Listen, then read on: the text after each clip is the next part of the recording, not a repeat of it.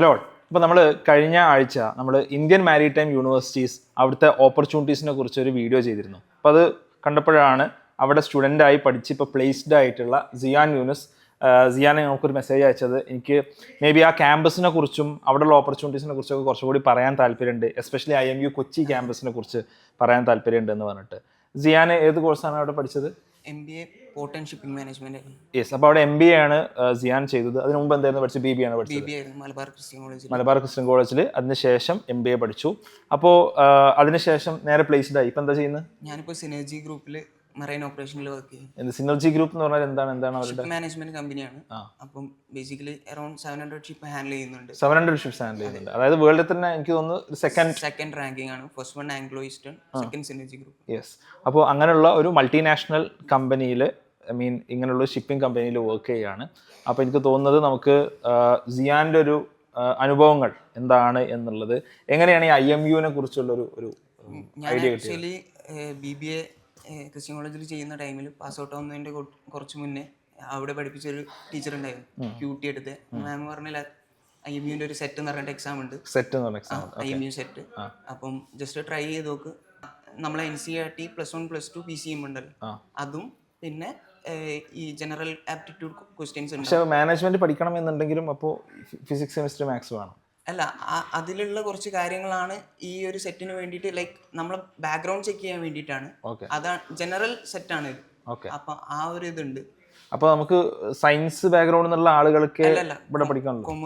Commerce ബാക്ക്ഗ്രൗണ്ടിൽ, like ഇവിടെ എങ്ങനെയാന്ന് വെച്ചാണെങ്കിൽ കൊമേഴ്സ് ബാക്ക്ഗ്രൗണ്ടിൽ ഉള്ളവർക്കാണ് സ്കൂൾ ഓഫ് മാരിടൈം മാനേജ്മെന്റ് വരുന്നത്. പക്ഷെ എൻ്റെ കേസിൽ എങ്ങനെയാ വെച്ചാൽ ഞാൻ +1 +2 സയൻസ് പഠിച്ചിട്ടുണ്ടായിരുന്നു.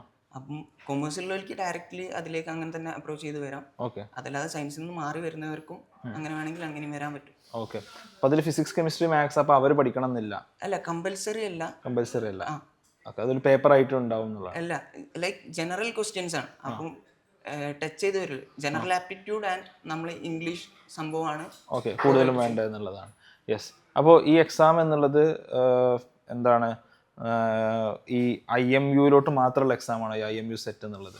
IMU അഫിലിയേറ്റഡ് ക്യാമ്പസിലേക്കും അതിനുള്ള മാനേജ്മെന്റ് പ്രോഗ്രാംസിന് മാത്രം. അതെ, അവിടെ ഒരു 20 അഫിലിയേറ്റഡ് ക്യാമ്പസ് ഉണ്ട്. അപ്പം അതിന് BBA തന്നെ ചെയ്യണം നിർബന്ധമുണ്ടോ? അതല്ല നമ്മളിപ്പോൾ ഒരു BSc എടുത്താലോ അല്ലെങ്കിൽ BCA അല്ലെങ്കിൽ BCom എടുത്താലോ ഒക്കെ, അല്ലെങ്കിൽ BTech എടുത്താലോ ഒക്കെ നമുക്ക് MBA പോയിക്കൂടെ? അതെ, ഏത് കോഴ്സ് എടുത്താലും ഈ ബാക്ക്ഗ്രൗണ്ടിലേക്ക് വരാം. ലൈക്ക് ഇപ്പം മറൈൻ എഞ്ചിനീയേഴ്സ് പോലും MBA ചെയ്യുന്ന ആൾക്കാരുണ്ട്. യെസ്. അപ്പോൾ ഇങ്ങനൊരു തോട്ട്, ഇപ്പോൾ MBA എന്നുള്ളത് പല രീതിയിൽ നമുക്ക് ചെയ്യാം. നമ്മൾ IIMSൽ ചെയ്യാം, അല്ലെങ്കിൽ ജനറൽ MBA ഉണ്ടാവും, അല്ലെങ്കിൽ HR ഫൈനാൻസ്, ഇങ്ങനത്തെ പല രീതിയിലുണ്ടാവും. ഒരു പോർട്ട് ആൻഡ് ഷിപ്പിംഗ് മാനേജ്മെന്റ് എന്നുള്ളതിലോട്ട് പോകാനുള്ള ഒരു റീസൺ എന്താ? അതിലുള്ള ഒരു ഓപ്പർച്യൂണിറ്റീസ് കണ്ടിട്ടാണോ, ലൈക്ക് അങ്ങനെ ഒരു സ്പെസിഫിക് ഏരിയ സെലക്ട് ചെയ്യാൻ? ഞാൻ ആക്ച്വലി പ്ലാൻഡ് ആയിട്ട് വന്നതല്ല. ഇവിടെ ഇപ്പോൾ BBA ചെയ്തത് ഫിനാൻസ് ആണ്. ഫിനാൻസ് ചെയ്ത് കഴിഞ്ഞ് ഇൻ ബിറ്റ്വീൻ, ലൈക്ക് ഞാൻ പറഞ്ഞ പോലെ തന്നെ ലാസ്റ്റ് ടൈമിൽ ഇങ്ങനെ ടീച്ചർ ഒരു ഗൈഡൻസ് കിട്ടി. അപ്പം അങ്ങനെയാണ് മാരിടൈം ഫീൽഡിലേക്ക് ലൈക്ക് ഒരു ട്രൈ ഔട്ട് എന്നുള്ള ലെവലിലാണ് ചെയ്ത് നോക്കിയത്. But once into the industry ആയി കഴിഞ്ഞപ്പോൾ ലൈക്ക് ഓപ്പർച്യൂണിറ്റീസും കാര്യങ്ങളൊക്കെ നോക്കുമ്പോൾ ഒന്നും കൂടി ബെറ്റർ ആയിട്ടാണ് തോന്നുന്നത്. കാരണം എക്സ്പോഷർ ഉണ്ട്. പിന്നെ ഇപ്പോൾ ഇവിടെ ഇപ്പോൾ വർക്ക് ചെയ്യുകയാണെങ്കിലും സിനർജിയിൽ നമ്മളെ കൂടെ പാരലലി വർക്ക് ചെയ്യുന്നത് ഷോർ ജോബിലേക്ക് മാറി വന്ന ചീഫ് എഞ്ചിനീയേഴ്സും ക്യാപ്റ്റൻസും ഒക്കെ ആണ്. അപ്പം അവരാണ് ഇവിടെ ഇപ്പം സൂപ്രണ്ട് ആയിട്ട് നമ്മളെ കൂടെ വർക്ക് ചെയ്യുന്നത്. മനസ്സിലായി. അപ്പം ആ ഒരു ലൈക്ക് ബ്ലൈൻഡ്ലി ഒരു ഷിപ്പ് ഹാൻഡിൽ ചെയ്യാന്നുള്ളത് അല്ലാതെ ഇവിടെ ഈ ക്യാപ്റ്റൻസിന്റെ ഗൈഡൻസും കാര്യങ്ങളും എക്സ്പീരിയൻസ്ഡ് ഹാൻഡ്സ് നമ്മുടെ ചുറ്റും ഉണ്ട് എന്നുള്ളത്. അതെ, എങ്ങനെയാണ് എന്താന്നുള്ളത് കുറച്ചും കൂടി. ഇപ്പോൾ ഈ IMUല് അപ്പോൾ കൊച്ചി ക്യാമ്പസിലാണോ ഈ MBA പ്രോഗ്രാംസ് ഉള്ളത്? വേറെ ക്യാമ്പസുകളില്ലേ? IMU ചെന്നൈ ക്യാമ്പസിലുണ്ട്. പിന്നെ മുംബൈ ക്യാമ്പസ്, വിശാഖപട്ടണം, കൊൽക്കത്ത ആണ് ക്യാമ്പസസ് വരുന്നത്. ചെന്നൈയിലും പിന്നെ കൊച്ചി ക്യാമ്പസിലും മെയിനായിട്ട് MBAs പ്രൊവൈഡ് ചെയ്യുന്നു. എന്തൊക്കെ കോഴ്സുകളാണ് കൊച്ചി ക്യാമ്പസിലുള്ളത്? കൊച്ചി ക്യാമ്പസിലുള്ളത് BSc നോട്ടിക്കൽ സയൻസ്, പിന്നെ കൊമേഴ്സ് റിലേറ്റഡ് ആയിട്ട് BBA വരുന്നുണ്ട്, പിന്നെ MBA വരുന്നുണ്ട്. BBA എന്തെങ്കിലും സ്പെസിഫിക് സബ്ജക്റ്റ് ആണോ? ഇ-കോമേഴ്സ് ആണ് വരുന്നത്. ഇ-കോമേഴ്സ്. ഓക്കെ. ഇ-കോമേഴ്സും ഷിപ്പിംഗും തമ്മിൽ അങ്ങനെ ഒരു കണക്ഷൻ? ലൈക്ക് ഇപ്പം ലോജിസ്റ്റിക് റിലേറ്റഡ് ആയിട്ടുള്ളത് കൊണ്ടാണ് തോന്നുന്നു അവർ ഇ-കോമേഴ്സ് പ്രൊവൈഡ് ചെയ്യുന്നത്. ഇ-കോമേഴ്സ് ആൻഡ് ലോജിസ്റ്റിക്സ് സംതിങ് അങ്ങനെ എന്തോ ആണ്. യെസ്, ലോജിസ്റ്റിക്സ് ഇ-കോമേഴ്സ് റിലേറ്റഡ് ആണ്. Very nice. ഓക്കെ. അപ്പോൾ എന്താണ് IMU കൊച്ചി ക്യാമ്പസിനെ സ്പെസിഫിക്കലി ആ ക്യാമ്പസിനെ കുറിച്ച് പറയാനുള്ളത്? എവിടെയാണ് ഈ ക്യാമ്പസ് ഉള്ളത്? എങ്ങനെയുണ്ട് ഈ ക്യാമ്പസ് എന്നുള്ളത്? ക്യാമ്പസ് വരുന്നത് വില്ലിംഗ്ടൺ ഐലൻഡിലാണ്. ഓക്കെ. IMUന്റെ ലൈക്ക് ചെറിയൊരു ക്യാമ്പസ് ആണ് കൊച്ചിയിൽ വരുന്നത്.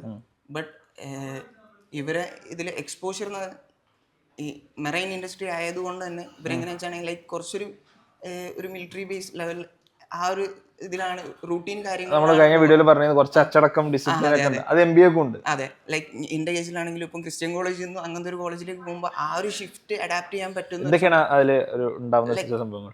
ക്യാമ്പസ് ടൈമിംഗ് എന്ന് പറഞ്ഞാണെങ്കിൽ 9 to 4 ആണ് വരുന്നത്.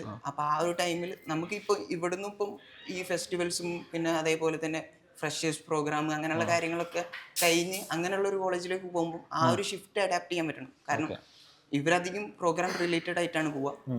ബട്ട് BSc സ്റ്റുഡൻസിനാണ് അവിടെ റെസിഡൻഷ്യൽ ആയിട്ട് വരുന്നത്. നമുക്ക് ഡേ സ്കോളേഴ്സ് ആണ്. അപ്പോൾ നിയർ ബൈ ആയിട്ടുള്ള സ്ഥലത്ത് തന്നെ PG ആയിട്ട് അങ്ങനെ സ്റ്റേ ചെയ്തിട്ട് ചെയ്യാൻ പറ്റും. അപ്പോൾ നിങ്ങൾ ഡേ സ്കോളേഴ്സ് ആയിട്ടാണ് പഠിക്കേണ്ടത് കൈൻഡ് ഓഫ്. ഓക്കെ, ഈ MBA പ്രോഗ്രാമിൽ എന്തൊക്കെയാണ് നമുക്ക് ബേസിക്കലി നമുക്ക് പഠിക്കാനുള്ളത്? MBA പ്രോഗ്രാമിൽ ഇനീഷ്യലി ഫസ്റ്റ് വരുന്നത് ഇവർ ബേസിക്കലി മാർക്കറ്റിംഗ് റിലേറ്റഡ് അങ്ങനെയുള്ള സാധനങ്ങളാണ് ഫസ്റ്റ് സെമ്മിൽ പ്രൊവൈഡ് ചെയ്യുക. സെക്കൻഡ് സെം എത്തുമ്പോഴത്തേക്കും കുറച്ചും കൂടി പോർട്ട് റിലേറ്റഡ് പിന്നെ മാരിടൈം റിലേറ്റഡ് ആയിട്ടുള്ള സബ്ജക്ട്സ് വരും. അതിൽ മാരിടൈം ലോ ഉണ്ട്, പിന്നെ port and shipping management. Maritime law എന്ന് പറഞ്ഞാൽ ഒരു ഇന്ത്യൻ ലോ ആണ്, അതൊരു ഗ്ലോബൽ മെറൈൻ റിലേറ്റഡ് ആയിട്ട് വരുമ്പം ഗ്ലോബലി ഉള്ള ഇതാണ്. ആർബിട്രേഷൻ, ലിറ്റിഗേഷൻ അങ്ങനെയുള്ള കാര്യങ്ങളൊക്കെ ഫുള്ളി ഗ്ലോബലി ആണ് വരാം. അപ്പം അതിന്റെ ഒരു ബേസിക് സ്ട്രക്ചറാണ് പ്രൊവൈഡ് ചെയ്യുക. ഫുള്ളി ഈ MBA കോഴ്സിൽ എങ്ങനെയാ വെച്ചാണെങ്കിൽ ബേസ് ഫൗണ്ടേഷണൽ ലെവൽ നോളജ് ആണ്, port and shipping related foundational knowledge ആണ് പ്രൊവൈഡ് ചെയ്യുന്നത്. ബട്ട് വൺസ് ഇൻഡസ്ട്രിയിൽ കയറി കാരണം എൻ്റെ കേസിൽ ഇപ്പം അവിടെ നിന്ന് തന്നെ ജോബ് കിട്ടി അങ്ങനെ കയറി വന്നത് കൊണ്ട് തന്നെ ലൈക്ക് നമ്മൾ ടെക്സ്റ്റിലുള്ളതും ഇൻഡസ്ട്രിയിലുള്ളതും രണ്ടാണെന്നുള്ളത് മനസ്സിലായി പെട്ടെന്ന് തന്നെ. ആ ഒരു ഇതുണ്ട്. എപ്പോഴാണ് പ്ലേസ്ഡ് ആയത്? എങ്ങനെയുണ്ട് IMBA പ്ലേസ്മെന്റ്സ് എന്നുള്ളത്? പ്ലേസ്മെന്റ് നമ്മളെ ബാച്ച് പാസ് ഔട്ട് ആകുമ്പോൾ ഓൾമോസ്റ്റ് ഒരു 80% ആൾക്കാർ പ്ലേസ്ഡ് ആണ് MBA. But directly campus placement കൊണ്ടുവരുന്നത് കമ്പാരിറ്റീവ്ലി ചെന്നൈ ക്യാമ്പസ് ആണ് ഒന്നും കൂടി ബെറ്റർ. എത്ര ആളുകളുടെ MBA കാർഡ്? നമ്മളെ ബാച്ചിൽ അറൌണ്ട് 56 മെമ്പേഴ്സ്. അതിൽ ഒരു 80% എന്ന് പറയുമ്പോൾ ഏകദേശം ഒരു 40+ ആളുകൾ പ്ലേസ്ഡ് ആണ്. നല്ല നമ്പർ. ലാസ്റ്റ് 2 ഇയേഴ്സിലാണ് ഇപ്പം ഒന്നും കൂടി ലൈക്ക് പ്ലേസ്മെന്റ്സ് ഒക്കെ ഒന്ന് കൂടി വന്നത്. നമ്മളെ ബാച്ചും നമ്മളെ സീനിയേഴ്സിന്റെ ബാച്ചിലാണ് പ്ലേസ്മെന്റ്സ് ഒന്നും കൂടി ബെറ്റർ ആയി വന്നത്. അപ്പം ചെന്നൈ ക്യാമ്പസിൽ എല്ലാ ഇയറിലും കണ്ടിന്യൂസ്ലി കമ്പനീസ് വരുന്നുണ്ട്. കാരണം ചെന്നൈ ക്യാമ്പസ് HQ ആയതുകൊണ്ട് തന്നെ കുറച്ചും കൂടി ചെന്നൈയാണ് ശരിക്കും നമ്മൾ പ്രിഫർ ചെയ്യേണ്ടത്. മേ ബി കൊച്ചി ക്യാമ്പസിന് നമ്മൾ നോക്കുകയാണെങ്കിൽ ഫസ്റ്റ് പ്രിഫറൻസ് എപ്പോഴും ചെന്നൈ കൊടുക്കാൻ നോക്കാം. ഓക്കെ, പിന്നെ അപ്പോൾ ഇവിടെയുള്ള ഇന്റേൺഷിപ്പ് ഓപ്പർച്യൂണിറ്റീസ് അല്ലെങ്കിൽ ഇൻഡസ്ട്രി എക്സ്പോഷർ ഒക്കെ എത്രത്തോളം ഉണ്ട്? ഇന്റേൺഷിപ്പ് ഫസ്റ്റ് സെമ്മിൽ എനിക്കിപ്പോൾ കൊച്ചിൻ പോർട്ടിൽ കിട്ടിയിട്ടുണ്ടായിരുന്നു. ഫസ്റ്റ് സെമ്മിൽ തന്നെ കിട്ടി? ഫസ്റ്റ് സെം ബ്രേക്കിൽ. അപ്പം അത് ക്യാമ്പസ് ത്രൂ എന്നെ അപ്രോച്ച് ചെയ്ത് അങ്ങനെ വന്നതാണ്. അത് കഴിഞ്ഞിട്ട് ഞാൻ ആക്ച്വലി 3 ഇന്റേൺഷിപ്പ് ചെയ്തിട്ടുണ്ട്. 3 ബ്രേക്കിലും ചെയ്തിട്ടുണ്ട്. ഒന്ന് ചെയ്തത് പുറത്താണ്, ദമാമിലായിരുന്നു ചെയ്തത്. അപ്പം അത് പേഴ്സണലി കോണ്ടാക്ട്സ് വഴി അങ്ങനെ നോക്കിയിട്ട് ചെയ്തു. തേർഡ് ഉള്ളത് ലൈക്ക് നമ്മളെ സീനിയേഴ്സ് ത്രൂ അപ്രോച്ച് ചെയ്തിട്ടാണ് ഞാൻ സിനർജിയിൽ പോയത്. അപ്പൊ അത് തേർഡ് ബ്രേക്കിൽ പോയി. സിനർജിയിലാണ് തേർഡ് ഇന്റേൺഷിപ്പ്. അത് പിന്നെ ഒരു പ്രീ പ്ലേസ്മെന്റ് ഓഫർ ആയിട്ട് മാറി. അങ്ങനെ ആ കണ്ടിന്യൂസ് ആ ഒരു ഫ്ലോയിൽ ഞാൻ ആക്ച്വലി 4th സെമ്മിൽ കോളേജിൽ പോയിട്ടില്ല. ഫുള്ളി കമ്പനിയിൽ തന്നെ വർക്ക് ചെയ്ത്. അപ്പൊ കോഴ്സ് വർക്ക് ഒന്നും ആവശ്യമില്ല, പ്രൊജക്റ്റ് ആണ് ഉണ്ടാവുക. പിന്നെ അതേപോലെ തന്നെ സബ്ജക്റ്റ് ഉണ്ട്, ഒരു സബ്ജക്റ്റ് ഉണ്ട്. അപ്പോൾ ആ ഒരു സബ്ജക്റ്റിന്റെ ആ ഒരു 1 hour കോളേജിലേക്ക് വന്നാൽ മതി. കാരണം ക്യാമ്പസിന്റെ സൈഡിൽ നിന്ന് അത്രയും സപ്പോർട്ടാണ്. നമ്മൾ കുറച്ചും കൂടി ഇൻഡസ്ട്രി ടച്ച് ആയി വരാണെങ്കിൽ ബെറ്റർ ആണ്. അപ്പം അവരുടെ സൈഡിൽ നിന്ന് ചെയ്യാൻ പറ്റുന്ന മാക്സിമം അവർ ചെയ്തു തരും. അപ്പം അങ്ങനെ 4th സെം ഞാൻ തീരെ പോയിട്ടില്ല. ക്ലാസ്സുള്ള ടൈമിൽ 1 hour പോയി തിരിച്ച് ഓഫീസിലേക്ക് പോയി. അത് കഴിഞ്ഞ് റിട്ടേൺ ഓഫീസ് സപ്പോർട്ടാണ്. അതെ അവരോടും അതേപോലെ തന്നെ ലൈക്ക് ഇങ്ങനെ 1-2 hours ഉണ്ടാവും. അപ്പോൾ ആ ഒരു ടൈമിൽ അഡ്ജസ്റ്റ് ചെയ്യാൻ പറ്റണം എന്നുള്ളത് പറഞ്ഞപ്പോൾ ഓക്കെയാണ്. അപ്പോൾ 4th സെം മുതൽ നമ്മൾ വർക്ക് ചെയ്യാണ്. വർക്ക് ചെയ്യുമ്പോൾ മാരിടൈം ഇൻഡസ്ട്രി എന്നുള്ളത് എങ്ങനെയാണ് അതിൻ്റെ ഒരു വർക്ക് അറ്റ്മോസ്ഫിയർ, മറ്റു കാര്യങ്ങൾ എങ്ങനെയാണ് ഒന്ന് പറയാം? ഇവിടെ ഇപ്പം എങ്ങനെ വെച്ചാണെങ്കിൽ സിനർജി ടെക്നിക്കൽ മാനേജ്മെന്റ് ആണ് ഒരു ഷിപ്പിന് പ്രൊവൈഡ് ചെയ്യുന്നത്. അപ്പം ഓണേഴ്സിന്റെ ബിഹാഫിൽ ആ ഒരു വെസൽ മാനേജ് ചെയ്യുന്നതാണ് ഇവർ ചെയ്യുന്നത്. എന്തൊക്കെയാണ് ടെക്നിക്കൽ മാനേജ്മെന്റ്? ലൈക്ക് മാനിങ് ഉണ്ട്, പിന്നെ അതേപോലെ തന്നെ ടെക്നിക്കൽ റിലേറ്റഡും മെറൈൻ ഓപ്പറേഷൻ റിലേറ്റഡ് ആയിട്ടുള്ള സർവീസസ് സിനർജി പ്രൊവൈഡ് ചെയ്യുന്നുണ്ട്.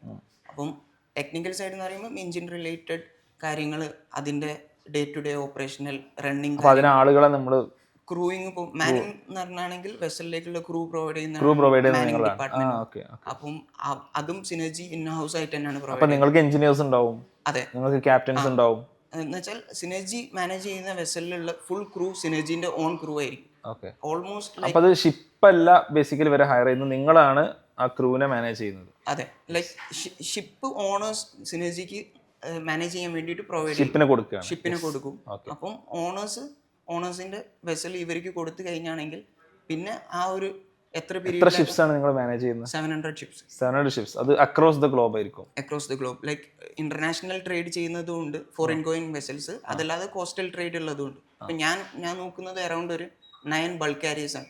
അതിൽ ഒരു വെസൽ എന്ന് പറയുന്നത് continuous Pipavav to Mumbai JNPT same shuttle run നടത്തുന്ന വെസലാണ്.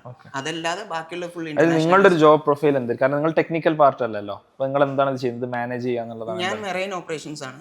അപ്പം എന്റെ ഡയറക്റ്റ് പോയിന്റ് ഓഫ് കോൺടാക്ട് എന്ന് പറയുന്നത് മെറൈൻ സൂപ്രണ്ടന്റ് ആണ്. അപ്പം അവരെ അസിസ്റ്റ് ചെയ്യുക, ബാക്ക് എൻഡ് ആയിട്ടുള്ള കാര്യങ്ങൾ ചെയ്യുക എന്നുള്ളതാണ്. അപ്പം ഒരു വെസലിന് എങ്ങനെ വെച്ചാണെങ്കിൽ എപ്പോഴും സീവർത്തി ആവണം. ആ ഒരു ഷിപ്പ് സീവർത്തി എന്ന് പറഞ്ഞാല് ലൈക്ക് അതിന്റെ പേപ്പേഴ്സ് ആൻഡ് കാര്യങ്ങൾ, കംപ്ലൈൻസ്, ഇന്റർനാഷണൽ സേഫ്റ്റി മാനേജ്മെന്റ് എന്ന് പറഞ്ഞിട്ട് ISO കോഡുകൾ. സീവർത്തി എന്ന് പറഞ്ഞാൽ ബേസിക്കലി അതിന്റെ എല്ലാ കംപ്ലൈൻസുകളും അതിന്റെ ഹെൽത്തും ഒക്കെ കറക്റ്റ് ആണ് അല്ലേ? ഒരു ഷിപ്പിന് ലൈക്ക് നമ്മളിപ്പോ ഒരു സ്കൂട്ടറിന്റെ കേസിൽ പറയുകയാണെങ്കിൽ RC ബുക്ക് എന്ന് പറയുന്ന പോലെ ഫ്ലാഗിന്റെ സൈഡിൽ നിന്ന് ഒരു സർട്ടിഫിക്കറ്റ് ഉണ്ട്. അപ്പം ഫ്ലാഗിലാണ് നമ്മൾ ഷിപ്പ് രജിസ്റ്റർ ചെയ്യുക. ഫ്ലാഗ് എന്നുള്ള ഷിപ്പ് രജിസ്റ്റർ ചെയ്യുന്ന, ഷിപ്പ് രജിസ്റ്റർ ചെയ്യുന്ന സ്ഥലമാണ്. അതെ. അപ്പൊ അതില് നമുക്കിപ്പോ ഒരു നമ്പർ പ്ലേറ്റ് പോലെയാണ് ഇതില് IMO നമ്പർ എന്ന് പറയും, യുണീക് നമ്പർ ആയിരിക്കും. ആ നമ്പറിന്റെ അണ്ടറിൽ ഒരു ഇപ്പം ഐൽ ഓഫ് മാൻ ഒരു ഷിപ്പ് രജിസ്ട്രിയാണ്. അതേപോലെ തന്നെ സിംഗപ്പൂർ ഉണ്ട്, പിന്നെ പനാമ, അങ്ങനെയുള്ള ഡിഫറെന്റ് ഷിപ്പ് രജിസ്ട്രീസ്. ഇന്ത്യയിലാണെങ്കിൽ അതിപ്പം നമ്മളെ DG ഷിപ്പിംഗ് MMDന്റെ അണ്ടറിലായിട്ട് ചെയ്യാൻ പറ്റും. അങ്ങനെയുള്ള കേസിൽ ഇവരെ കംപ്ലൈൻസ് ഉണ്ടാവും. Like ISM, ISPS, MLC. അപ്പോൾ MLC എന്ന് പറയുന്നത് പെർട്ടിക്കുലർലി ലേബർ റിലേറ്റഡ് ആണ്. മെറൈൻ റിലേറ്റഡ് വെസലിൽ സെയിൽ ചെയ്യുന്ന അവരെ സേഫ്റ്റി പ്രൊട്ടക്ഷൻ കാര്യങ്ങൾക്ക് വേണ്ടിയിട്ടാണ് MLC എന്നുള്ള ഒരു സംഭവം വരുന്നത്. ISM എന്ന് പറയുന്നത് സേഫ്റ്റി മാനേജ്മെന്റ് ആണ്. അപ്പം അതിൽ ഈ മാനേജ്മെന്റ് കമ്പനീസ് എങ്ങനെയാണ് അവരെ സേഫ്റ്റി പ്രിക്കറേഷൻസ് കൊണ്ടുവരുന്നത്, അങ്ങനെയുള്ള കാര്യങ്ങൾ, അതിനെന്തൊക്കെ KPIs ആണ് സെറ്റ് ചെയ്യുന്നത്, ആ ഒരു കാര്യങ്ങളാണ് ISM. ബേസിക്കലി ഇതിനുമായി ബന്ധപ്പെട്ട എല്ലാ കംപ്ലൈൻസുകളും മാനേജ് ചെയ്ത് അത് അപ് ടു ഡേറ്റ് ആണെന്നുള്ള ഉറപ്പുവരുത്തുന്നത് നിങ്ങളാണ്. അതെ. ലൈക്ക് പിന്നെ അതുപോലെ തന്നെ ഷിപ്പ് മാനേജ്മെന്റ് കമ്പനീസിന് DOC സർട്ടിഫിക്കറ്റ്സ് ആണ്. ലൈക്ക് ഡോക്യുമെന്റ്സ് ഓഫ് കംപ്ലൈൻസ് എന്നുള്ള സർട്ടിഫിക്കറ്റിലാണ് ഒരു ഷിപ്പ് മാനേജ്മെന്റ് കമ്പനി റൺ ചെയ്യുക. അപ്പം എയ്തർ ഫ്ലാഗ് ഓർ ക്ലാസ് ആണ് ഈ ഒരു സർട്ടിഫിക്കറ്റ് ഇഷ്യൂ ചെയ്യുക. ഈ സർട്ടിഫിക്കറ്റ് ഇഷ്യൂ ചെയ്ത് കഴിഞ്ഞാണെങ്കിൽ അത് ഒരു 5 years സൈക്കിളിലാണ്. ഇനീഷ്യലി ഇഷ്യൂ ചെയ്ത് 5 yearന്റെ ഇടയിൽ ആനുവലി നമ്മൾ എൻഡോസ് ചെയ്തുകൊണ്ടേ നിൽക്കണം. അത് കഴിഞ്ഞ് അപ്പോൾ എല്ലാ എൻഡോസിനും ഓഫീസിൽ ഓഡിറ്റ് ഉണ്ടാവും. പിന്നെ ഇവർ വെസലിന്റെ സൈഡിൽ നിന്ന് നോക്കും, വെസൽ പ്രോപ്പർ ആണോ കാര്യങ്ങൾ നോക്കണം. അങ്ങനെ സേഫ്റ്റി എല്ലാ മെഷേഴ്സും ഉറപ്പുവരുത്തുക എന്നുള്ളതാണ്. ഇതൊരു 9 to 5 ജോബ് ആണോ, അതല്ല ബിയോണ്ട് അതിന് പോവോ, എങ്ങനെയാണ് നിങ്ങളുടെ ഒരു ജോബ് ടൈമിങ്സോ? ജോബ് ലൈക്ക് ഷിഫ്റ്റ് എന്ന് പറയുന്നത് 9 to 5 ആണ്. ബട്ട് അതല്ലാതെ ഇപ്പം ഇമീഡിയറ്റ് ടൈമിൽ നമ്മൾ ഓപ്പറേറ്റ് ചെയ്യുന്ന കാര്യങ്ങളും ഉണ്ടാവും. കാരണം എങ്ങനെ വെച്ചാണെങ്കിൽ ഒരു ഷിപ്പിന് ഇപ്പം പല ബോട്ടിൽ കോൾ ചെയ്യുന്ന ടൈമിൽ PSC ഇൻസ്പെക്ഷൻസ് ഉണ്ടാവും. പോർട്ട് സ്റ്റേറ്റ് കൺട്രോൾ എന്ന് പറയുന്നത് അത് അവിടെയുള്ള ലോക്കൽ അതോറിറ്റീസ് ആണ്. ഇപ്പം സിംഗപ്പൂർ കോൾ ചെയ്യുകയാണെങ്കിൽ ആ സിംഗപ്പൂർ റിലേറ്റഡ് PSC ഉണ്ടാവും. ചൈന ആണെങ്കിൽ ചൈന PSC ഉണ്ടാവും. അപ്പൊ അവർ കയറി കഴിഞ്ഞാണെങ്കിൽ അൺഎക്സ്പെക്റ്റഡ് ആയിട്ട് ഷിപ്പ് ഇൻസ്പെക്ട് ചെയ്യാൻ വേണ്ടിയിട്ട് കയറുന്നത്. അവർ കയറി കഴിഞ്ഞിട്ട് ഇവർ ചെക്ക് ചെയ്യുന്നത് സേഫ്റ്റി റിലേറ്റഡ്, നമ്മൾ ഈ പറഞ്ഞ പോലുള്ള കാര്യങ്ങളൊക്കെ ഓക്കെ ആണോ എന്ന് നോക്കും. അപ്പൊ അതിന്റെ പ്രീ അറൈവൽ ആയിട്ട് നമ്മളെ സൈഡിൽ നിന്ന് നമ്മൾ ആദ്യം ഷിപ്പിനെ പ്രിപ്പയർ ചെയ്യാൻ വേണ്ടി ചെക്ക് ലിസ്റ്റ് കാര്യങ്ങൾ പ്രൊവൈഡ് ചെയ്തിട്ട് ഷിപ്പ് അത് കംപ്ലൈന്റ് ആണോ എന്നുള്ളത് ഇന്റേണലി നമ്മൾ കമ്പനി വാല്യുവേറ്റ് ചെയ്യും. അത് ചെയ്ത് കഴിഞ്ഞിട്ട് നമുക്കൊരു ഫോം കാര്യങ്ങൾ, ചെക്ക് ലിസ്റ്റ് കാര്യങ്ങളൊക്കെ ഉണ്ടാവും. അത് വെച്ചിട്ടാണ് നമ്മൾ കൺഫേം ചെയ്യുന്നത്. അത് കഴിഞ്ഞ് ഈ PSC ഇൻസ്പെക്ഷൻ വരുന്ന ടൈമിൽ ഇൻ കേസ് ഡെഫിഷ്യൻസീസോ കാര്യങ്ങളോ നോട്ട് ചെയ്ത് കഴിഞ്ഞാണെങ്കിൽ അത് ക്ലോസ് ഔട്ട് ചെയ്യണം. ഫർദർ കറക്റ്റ് ഏത് സമയത്താണ് പല ടൈം സോണിൽ സംഭവങ്ങൾ സംഭവിക്കാം, അപ്പോഴൊക്കെ നമ്മൾ റെഡി ആയിരിക്കണം. ചെയ്യുന്നത് ഏത് ടൈമിലും വെസൽ മൂവ്മെന്റ് നടന്നുകൊണ്ടേ നിൽക്കാം. ഇൻ കേസ് ഇപ്പം വെതർ റിലേറ്റഡ് എന്തെങ്കിലും കാര്യങ്ങൾ ഉണ്ടെങ്കിൽ നമ്മൾ വെതർ മോണിറ്റർ ചെയ്യും. ലൈക്ക് സിസ്റ്റം സോഫ്റ്റ്വെയർ ത്രൂ നമുക്ക് മോണിറ്റർ ചെയ്യാം. നാവ് ട്രാക്കർ എന്നൊക്കെ പറഞ്ഞിട്ടുള്ള സോഫ്റ്റ്വെയർസ് ഉണ്ട്.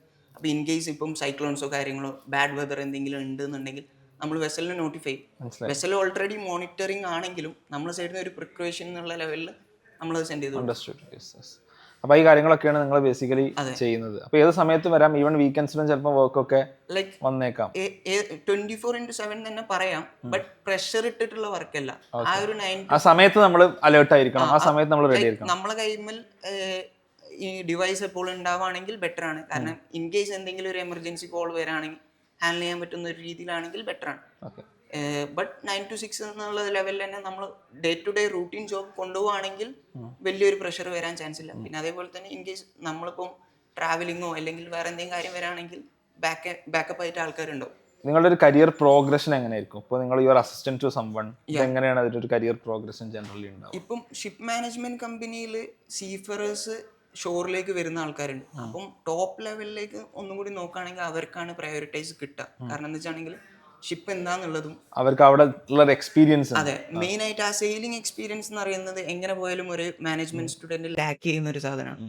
അപ്പം ആ ഒരു സംഭവം നമുക്ക് കോമ്പീറ്റ് ചെയ്ത് നിൽക്കുന്നതിന് ഒരു ലിമിറ്റേഷൻ സെയിൽ ചെയ്യാൻ പോകാൻ പറ്റുമോ ഏതെങ്കിലും രീതിയിൽ? ഇല്ല. കാരണം സെയിൽ ചെയ്യണമെങ്കിൽ COC പിന്നെ അതേപോലെ തന്നെ ഈ nautical nautical courses science, marine engineering കഴിയണം. Okay. Even in the case sailing തന്നെ ലൈക്ക് നെക്സ്റ്റ് ഓഫീസേഴ്സ് ലെവലിലേക്ക് പോകണമെങ്കിൽ ഇത്ര ടൈമിങ് കാര്യങ്ങൾ. അപ്പം അത് പ്രൊസീജിയർ വൈസേ പോകാൻ പറ്റുള്ളൂ. നമുക്ക് ഇൻ കേസ് എന്തെങ്കിലും ലൈക്ക് വെസൽ വിസിറ്റ് ഉണ്ടെങ്കിൽ പോർട്ട് കോൾ ചെയ്യുന്ന ടൈമിൽ ജസ്റ്റ് പോയി എന്തെങ്കിലും സർവേ റിലേറ്റഡ് എന്തെങ്കിലും അസിസ്റ്റ് ചെയ്യാൻ പോകണമെങ്കിൽ ഉണ്ടാവും. ബട്ട് അതും റയർലി കേസസ് ആണ്. അപ്പൊ മേ ബി ഒരു ഈവൺ ഒരു ബിടെക് കഴിഞ്ഞ ആൾക്കും ഇത് നല്ലൊരു കുറച്ചും കൂടി ബെറ്റർ ഓപ്പർച്യൂണിറ്റി ആയേക്കാം എന്നുള്ള സെയിലിംഗ് ചെയ്യുന്ന ആൾക്കാർക്ക്. സെയിലിംഗ് ചെയ്യുന്നവർക്ക് ഒന്നും കൂടി ബെറ്റർ ആണ്. കാരണം അവരിപ്പം ഷോറിലേക്ക് വന്നു കഴിഞ്ഞാണെങ്കിൽ ഇൻ കേസ് IMUന്റെ കേസിൽ IMU സെയിലേഴ്സിന് ഡിഫറെൻ്റ് ആയിട്ട് തന്നെ MBA പ്രൊവൈഡ് ചെയ്യുന്നുണ്ട്. ഡിസ്റ്റൻ്റ് ആയിട്ടുള്ള രീതിയിലും കോഴ്സ് കൊടുക്കുന്നുണ്ട്. അപ്പോൾ അവരിപ്പം ഷോറിൽ എത്തിക്കഴിഞ്ഞാണെങ്കിൽ പെട്ടെന്നൊരു മാനേജ്മെൻറ്റ് കമ്പനിയിൽ നല്ലൊരു പൊസിഷൻ ലൈക്ക് നമ്മളെ ഇനീഷ്യൽ എക്സിക്യൂട്ടീവ് മുതൽ തുടങ്ങാതെ ഒരു ടോപ്പ് ലെവലിൽ തന്നെ കീപ്പ് ചെയ്ത് കൊണ്ടുപോകണമെങ്കിൽ ഒന്നും കൂടി ബെറ്റർ ആണ്. ഇപ്പോൾ സിയാന് നേരത്തെ പറഞ്ഞു എന്തെങ്കിലും ഒരു അപ്സ്കില്ലിംഗ് പ്രോഗ്രാംസിനൊക്കെ പോകുന്നുണ്ട്. എന്തൊക്കെ കോഴ്സാണ് വേറെ പഠിക്കുന്നത്? അതിന്റെ ലക്ഷ്യങ്ങൾ എന്തെല്ലാം? ലൈക്ക് ഒരു മാനേജ്മെന്റ് സ്റ്റുഡൻറ്റിന് ഏറ്റവും ബെറ്റർ ഈ ഒരു കേസിൽ നോക്കുകയാണെങ്കിൽ നമ്മളെ ഇതിൽ കൊമേഴ്ഷ്യൽ റിലേറ്റഡ് ഷിപ്പിന്റെ കാര്യങ്ങൾ നോക്കുന്നതാണ് ഒന്നും കൂടി ബെറ്റർ.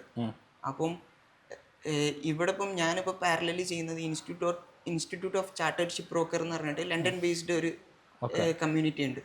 അത് റോയൽ ചാർട്ടേഴ്സ് എന്ന് പറയുന്ന ഒരു കമ്മ്യൂണിറ്റി ഫോം ചെയ്ത് 1911 ഫോം ചെയ്ത് പിന്നെ അതൊരു എഡ്യൂക്കേഷണൽ സംഭവമാക്കി മാറ്റി വന്നതാണ്. അപ്പൊ അവരിതിൽ എങ്ങനെ വെച്ചാണെങ്കിൽ MICS എന്ന് പറഞ്ഞിട്ട് ഇനീഷ്യലി നമുക്ക് ഒരു member of institute of chartered ship broker എന്നുള്ള ഒരു ബാഡ്ജ് പ്രൊവൈഡ് ചെയ്യും. അതിന് 3 ലെവലിലാണ് കോഴ്സ് വരുന്നത്: ഫൗണ്ടേഷണൽ, അഡ്വാൻസ് ആൻഡ് PQE എന്ന് പറയുന്നത്. ഫൗണ്ടേഷണലിൽ ഒരു പേപ്പർ ഇനീഷ്യൽ അറ്റംപ്റ്റിൽ നമ്മൾ ക്ലിയർ ചെയ്താൽ ഫൗണ്ടേഷണൽ ഡിപ്ലോമ കിട്ടി. ഒരു അറ്റംപ്റ്റിൽ തന്നെ 2 paper at A time crack ചെയ്യുകയാണെങ്കിൽ അഡ്വാൻസ് ഡിപ്ലോമ കിട്ടി. പിന്നെ 7 പേപ്പേഴ്സ് ഫുള്ളി ക്രാക്ക് ചെയ്യുന്ന ഒരാൾക്കാണ് MICS ഗ്രാൻഡ് ചെയ്യുന്നത്. അത് 5 ഇയർ സൈക്കിളിൻ്റെ ഉള്ളിൽ നമ്മൾ ഗ്രാജുവലി ചെയ്ത് കൊണ്ടുപോയാൽ മതി. ഇപ്പം ഫൗണ്ടേഷൻ എടുത്ത ഒരാൾക്ക് ഫസ്റ്റ് ഒരു പേപ്പർ കിട്ടി, പിന്നെ നെക്സ്റ്റ് ഇയറിൽ അടുത്ത പേപ്പർ എഴുതി, അങ്ങനെ ഗ്രാജുവലി. ബേസിക്കലി കോഴ്സ് കഴിഞ്ഞാൽ നിങ്ങൾക്ക് കുറച്ചും കൂടി കൊമേഴ്ഷ്യൽ ഷിപ്പുമായി ബന്ധപ്പെട്ട കാര്യങ്ങളിൽ കുറച്ചും കൂടി അതെ. പിന്നെ IMUലുള്ള സ്റ്റുഡന്റ് ആണെങ്കിൽ ഈ കോഴ്സിന് എങ്ങനെ വെച്ചാണെങ്കിൽ 3 പേപ്പർ വരെ എക്സംഷൻ കിട്ടും. ഓൾറെഡി നിങ്ങൾ പഠിച്ചതായിരുന്നു. 2 or 3 പേപ്പേഴ്സ് ആണ്.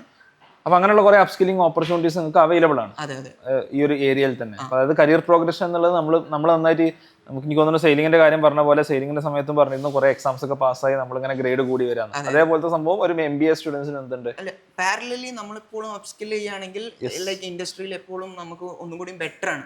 അടുത്ത ഓപ്പർച്യൂണിറ്റീസ് വരുമ്പോൾ ക്രാക്ക് ചെയ്ത് അത് ടാക്കിൾ ചെയ്ത് കൊണ്ടുപോകാൻ ഒന്നും കൂടി. ഇതിലൊരു AI ഇമ്പാക്ട് നിങ്ങളുടെ ഇൻഡസ്ട്രിയിലൊക്കെ എത്രത്തോളം ഉണ്ട്? നമ്മളെ ഇതിൽ സോഫ്റ്റ്വെയർസ് ഉണ്ട് ലൈക്ക് AI റിലേറ്റഡ് ആയിട്ടുള്ളതും. അധിക ഷിപ്പ് മാനേജ്മെന്റ് കമ്പനീസും മാൻ പവേഴ്സ് കുറയ്ക്കാനും ലൈക്ക് അങ്ങനെയുള്ള കാര്യങ്ങൾ ഡെഫിനറ്റ്ലി ഏതൊരു കമ്പനീസും നോക്കും. ബട്ട് ഒരു ലിമിറ്റേഷൻ ലെവലിൽ വരെ ഇപ്പം ചെയ്യാൻ പറ്റിയിട്ടുള്ളൂ. ബട്ട് ഫ്യൂച്ചറിൽ എങ്ങനെയാവും എന്നുള്ളത് പറയാൻ പറ്റില്ല. ബട്ട് കൊമേഴ്ഷ്യൽ ലെവലിലേക്ക് നോക്കുകയാണെങ്കിൽ കൊമേഴ്ഷ്യൽ എങ്ങനെ ആയാലും ഒരു ഷിപ്പ് ഓണർ ലൈക്ക് അതിലെങ്ങനെ വരുന്നത് വെച്ചാണെങ്കിൽ ഒരു ഷിപ്പറും ഒരു ബയറും ഇൻ ബിറ്റ്വീൻ ആണ് ഒരു ഷിപ്പ് ഓണർ വരാം. അപ്പോൾ ആ ഒരു ഷിപ്പ് ഓണറെ വെസൽ ചാർട്ട് ചെയ്യാൻ വേണ്ടിയിട്ട് അവർ പിന്നെ എയ്തർ ആ ഷിപ്പറിന് ഒരു ചാർട്ടർ ആവാം, അല്ലെങ്കിൽ ഒരു തേർഡ് പാർട്ടി ചാർട്ടർ വരാം. ഇപ്പം കാർഗിൽ അങ്ങനെയുള്ള കമ്പനീസ് എന്നൊക്കെ പറയുന്നത് തേർഡ് പാർട്ടി ചാർട്ടേഴ്സ് ആണ്. ഇവർ ഷിപ്പ് ഹയർ ചെയ്യും എയ്തർ ബൈ നമ്മളിപ്പോൾ ലീസ് ചെയ്യുന്ന പോലെ ടൈം ചാർട്ടർ ആയിട്ട് ഹയർ ചെയ്യും. അതല്ലാതെ ഒരു വോയേജിനാണെങ്കിൽ വോയേജ് ചാർട്ടർ ആയിട്ട്. പിന്നെ ബെയർബോട്ട് ചാർട്ടിംഗ് എന്ന് പറയുന്നത് ലോങ് ടേമിലേക്കാണ്. അപ്പം അത് ഒരു ഫിനാൻഷ്യൽ മൊത്തത്തിൽ ആ ചാർട്ടേഴ്സിന്റെ അണ്ടറിലായിരിക്കും ആ ഷിപ്പ് ഫുള്ള് പോവുക. അപ്പം അങ്ങനെ ഹയർ ചെയ്ത് കഴിഞ്ഞിട്ട് ഇവര് റിസ്കിലാണ് പിന്നെ ആ ഷിപ്പ് റൺ ചെയ്യും. അങ്ങനെ കാർഗോ മൂവ് ചെയ്ത് കഴിഞ്ഞ് ഇൻ ബിറ്റ്വീൻ ബയർ അടുത്തേക്ക് എത്തുന്ന ടൈമിൽ ഫുള്ളി ഈ കൊമേഴ്ഷ്യലി ഉള്ള ആൾക്കാർക്കാണ് ഒന്നുകൂടി റോള് വരുന്നത്. അപ്പം അവിടെ AI എന്ന് പറയുന്ന ഒരു സംഭവത്തിന് എനിക്ക് തോന്നുന്നു നമ്മളൊരു മാർക്കറ്റ് ഡിമാൻഡ് ആൻഡ് സപ്ലൈ, പിന്നെ കാർഗോ മൂവ്മെന്റ്, ഇപ്പം ലാസ്റ്റ് 2-3 months ആയിട്ട് സ്ട്രേറ്റ് ഓഫ് ഹോർമൂസിന്റെ സംഭവം. അപ്പം നമ്മളിപ്പം പേഴ്സണലി ഹാൻഡിൽ ചെയ്യുന്ന ഒരു വെസൽ അവിടെ സ്റ്റെക്കായി നിൽക്കാം. അപ്പം അതെന്ന് പറയുന്നത് ഇപ്പം ലാസ്റ്റ് ഞാൻ പേഴ്സണലി ഹാൻഡിൽ ചെയ്യുന്ന വെസലുണ്ട്. അതിപ്പം മോർ ദാൻ 1.5-2 months ആയിട്ട് അവിടെ നിൽക്കണം. അതിന്റെ റണ്ണിങ് കോസ്റ്റ് എന്ന് പറയുന്നത് ക്രൂവിന്റെ like captain around 10 months sir വീഡിയോയിൽ ചെയ്തപ്പോ പറഞ്ഞല്ലോ ഒരു 10 lakhന്റെ അടുത്ത് സാലറി വരും. അപ്പം ആ കോസ്റ്റ് ഉണ്ട്. പിന്നെ അതേപോലെ തന്നെ അറൗണ്ട് ഒരു ഷിപ്പിൽ കാർഗോ ഷിപ്പിലാണെങ്കിൽ 20 to 25 മെമ്പേഴ്സ് ആണ് ക്രൂ ഉണ്ടാവും. ആ ക്രൂവിൻ്റെ പിന്നെ ഇവരെ പ്രൊവിഷൻസ് ഡേ ടു ഡേ പ്രൊവിഷൻസിൻ്റെ കാര്യങ്ങളുണ്ടാവും. അപ്പോൾ മെയിൻ സംഭവം എന്ന് വെച്ചാൽ ഷിപ്പ് അവിടെ ഏറ്റവും വലിയൊരു അസറ്റ് എന്ന് പറയുന്നത് ഇവരത് ഷിപ്പാണ്. അപ്പോൾ ഷിപ്പ് അവിടെ നിൽക്കാന്ന് പറയുന്നത് അതിൽ ഷിപ്പിന് എങ്ങനെ വെച്ചാണെങ്കിൽ പോർട്ട് കോൾ ചെയ്യുന്ന ടൈമിലാണ് എക്സ്പെൻസ് വരുന്നത്. സീലുള്ള ടൈമിൽ അതിൻ്റെ ഒരു ഫ്യൂവലും ഈ ക്രൂ അക്കോമഡേഷൻ റിലേറ്റഡും അങ്ങനെയുള്ള കോസ്റ്റ് ആയി കഴിഞ്ഞാലും പോർട്ടിലെത്തി കഴിഞ്ഞാണെങ്കിലാണ് ഇവർക്ക് മാനേജ്മെന്റ് ലെവലിലാവുമ്പോഴും ആ കോസ്റ്റ് കൂടുതൽ വരുന്നത്.